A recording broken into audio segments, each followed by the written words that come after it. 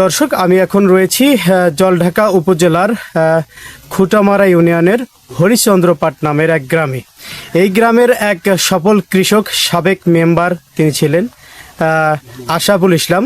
ওনার মালটা বাগানে আমরা রয়েছি। আমার পিছনে যে মালটা বাগানের গাছগুলো দেখতে পাচ্ছেন, থোগায় থোগায় ঝুলছে মালটা। আমরা সাধারণত দেখতে পাই যে আমাদের উত্তরাঞ্চলে যে মালটাগুলো, সেগুলো কিন্তু আসলে সবুজ রং যখন হয় তখনই আসলে কৃষকরা বিক্রি করে, কিন্তু এখানে তার ব্যতিক্রম চিত্র দেখলাম। এই মালটাগুলো আসলে এত সুন্দর কালার এসেছে, দেখে আসলে খুব ভালো লাগতেছে। আমরা এখন আসলে কথা বলবো এই সফল উদ্যোক্তা মোহাম্মদ আশরাফুল ইসলামের সাথে। কথা বলে আসলে সার্বিক বিষয়গুলো আমরা জানার চেষ্টা করব। বিসমিল্লাহির রহমানির রহিম। আমি মোহাম্মদ আশরাফুল ইসলাম। আচ্ছা, এই যে আপনি সুন্দর একটা মালটা বাগান এখানে আসলে স্থাপন করেছেন, এই মালটা বাগানে যে মালটাগুলো আসলে মানুষ দেখা যায় যে যখন সবুজ মালটা আসলে গাছে তখনই বিক্রি করে ফেলে, কিন্তু আসলে আমরা দেখতে পাচ্ছি যে আপনার যে মালটা বাগান, এই বাগানে কিন্তু খুব সুন্দর কালার এসেছে। আসলে এইটার একটু বিষয়টা একটু জানাবেন। মূলত হচ্ছে কি ভাই, যে বাড়িওয়ান জাতের মালটা, এটা যখন বাংলাদেশের মধ্যে চাষ প্রথম শুরু হয়, সাধারণত নর্মালি আমরা জানতাম যেটা সবুজ মালটা হিসেবে পরিচিতি, সেটা সবুজ হিসেবে বাজারজাত করানো হয়।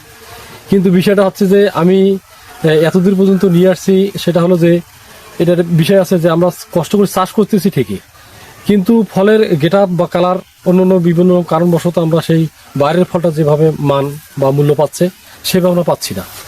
তো আমি মনে করবো যে আমরা যে সমস্ত মালটা চাষি ভাইরা আছি, সবাই যদি, আমরা জানি নর্মালিতে যে সেপ্টেম্বর মাস হারভেস্ট শুরু হয়, তবে ওই সময় ফলটা মেচুরিটা খাওয়ার উপযোগী হয়, কিন্তু সে সময় না করাটাই উত্তম। কারণ ফলটা যখন পরিপক্ক হবে, সেটা সময়ের অন্তরে সেটা কালার আসবে, হ্যাঁ, এবং রসটাও আরো বেশি, মিষ্টান্নটা বাড়বে, রসটা বাড়বে। আচ্ছা, আরেকটা বিষয় যদি আমরা জানতে চাই যে এই আমাদের উত্তরবঙ্গে কিন্তু এই মালটা চাষ বা কমলা চাষ কিন্তু খুবই কম, রেয়ার, দেখা যায় না। আপনি কিভাবে উদ্বুদ্ধ হলেন এই চাষে? বিশেষ করে আমি সর্বপ্রথম আমাকে কৃষি সম্প্রসারণ অধিদপ্তর থেকে 2016 সালে আর কি এটা অফিসের মাধ্যমে আমাকে এটা শুরু করায় আর কি। সেখান থেকে আমি 2016-তে শুরু করি। এরপরে 20 সালে এই 60% মাটিতে শুরু করছি। 21 সাল 22 সালে এইভাবে পর্যায়ক্রমে আমি প্রতি বছরে 2 বিঘা 1 বিঘা করে বাড়াতে যাচ্ছি আর কি। আর এবং চারার বিষয়টা হচ্ছে, আমি এই গাছ থাকিয়াই আমি নিজেই কাটিং করে চারা তৈরি করি, এবং চারাও আমার এখান থেকে বিক্রি হয়, হ্যাঁ, এইভাবে আর কি আসছে। আচ্ছা, এখন পর্যন্ত আপনি কত টাকা এখান থেকে বিক্রি করছেন, কত মন মালটা বিক্রি করছেন, এবং আসলে এরপরে যে মালটাগুলো রয়েছে কতগুলো মালটা আপনি বিক্রি করার আশা করতেছেন, কত টাকায়?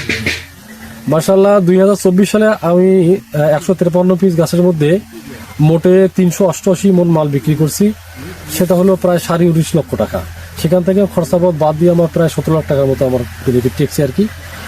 এবারে আশা আছে যে আমার 30 লক্ষ টাকার টার্গেট ছিল, তো আশা করি যে মাশাআল্লাহ পাবো। এ পর্যন্ত আমার গাছে যে ফল আছে, এবারে 236 পিস গাছের মধ্যে ফল আছে, সেখান থেকে আমার টার্গেট আছে 500 মন। হয়তো পশু পাখি কিছু বিদ্রোহের কারণে নষ্ট হয়ে গেছে, তো এখনো মাশাআল্লাহ যে গাছে ফল আছে আমার, বাজার মূল্য ভালো। হয়তো বা ওয়েদারের কারণে এখন ছাড়তে পারতেছি না, ওয়েদারটা একটু চেঞ্জ হলেই কিন্তু আমি আশা করি যে ভালো একটা বাজার পাবো। সেখান থেকে মোটামুটি আমার 20 লক্ষ টাকা পার হবে, এরকম আমার মাশাআল্লাহ একটা টার্গেট আছে। আচ্ছা, আপনার এখানে যদি আসলে চারা কিনতে চাই, কোনো বাগান উদ্যোক্তা যদি এখানে এসে চারা কিনতে চায়, তাহলে কোথায় আসতে হবে? হ্যাঁ মাশাআল্লাহ, আমার এখানে চারা নিতে চলে আমার ঠিকানাটা হচ্ছে জলঢাকা উপজেলা খুঁটামারা ইউনিয়ন হরিশ্চন্দ্রপাট গ্রাম। আমার নাম হচ্ছে মোহাম্মদ আশরাফুল ইসলাম, আমি সাবেক ইউপি সদস্য। আমার ফোন নম্বরটা হচ্ছে 01713167740।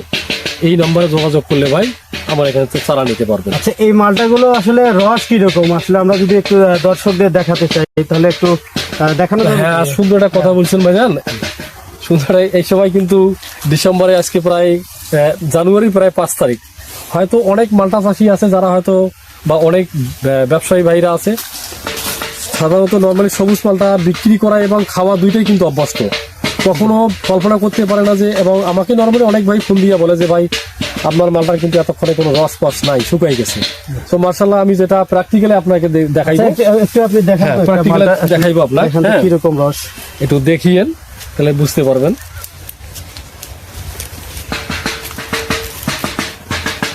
এটা পুরো একবারে মনে করেন যে দর্শক, এই যে রস, এই দেখেন রস, আসলে নষ্ট করাটাও ঠিক হচ্ছে না আমাদের, তারপরে দেখানোর জন্য একটু দেখেন। সেটাই। আসলে স্বাদের দিকটা অনেক আর কি মিষ্টি রয়েছে, খুব সেই টেস্টফুল। তো আমি এই দিক থেকে ধন্য যে এটা নিয়ে কোনো মানে আলাদা কোনো চিন্তা ভাবনা, অনেক মালটা কৃষক আছে হয়তো বা তারা কোনো না কোনো কারণেই এই ফলের রস শুকাই যাবে, এটা কিন্তু বাস্তব, কোনো না কোনো কারণে তারা ফল শুকাই ফেলতেছে, কিন্তু এই যে রসটা যে আমরা ধরে থাকবো তার জন্য কিছু। আচ্ছা, আপনি এই যে কৃষি সম্প্রসারণ অধিদপ্তর থেকে কিরকম সহযোগিতা পাচ্ছেন? হ্যাঁ, কৃষি সম্প্রসারণ অধিদপ্তর থেকে মূলত আমাকে মানে অনেক দিক থেকেই সাপোর্টেড করে ওরা, এবং পরামর্শ তো অল টাইম ওরা দিতে থাকে। তো মার্শাল্লাহ আমি মানে কৃষি সম্প্রসারণ থেকে কঠিনভাবে মানে কি বলি যে ধন্যবাদ জানাবো, এটা ভাষাগুলি পাই না, এবং সেটা খুবই ভালো। আচ্ছা, হয়তো বা অনেক লোকেই মনে করে যে সরকারি জিনিসের প্রতি অবহেলিত, আমি কিন্তু এটা মনে করিনি। আমি একজন গ্রাম্য চাষি হিসাবে আমি যেটুকু জানি না স্যারদের কাছে শিখাই নিতাম, বাতাই নিতাম, এইভাবে চাষ করেছি, মার্শাল্লাহ সাকসেস। যাই হোক, আমরা এতক্ষণে হরিচন্দ্র পাটের এই বাগান থেকে আপনাদের কমলার বিষয়ে জানানোর চেষ্টা করলাম। আপনারা আমাদের সাথেই থাকুন, ধন্যবাদ।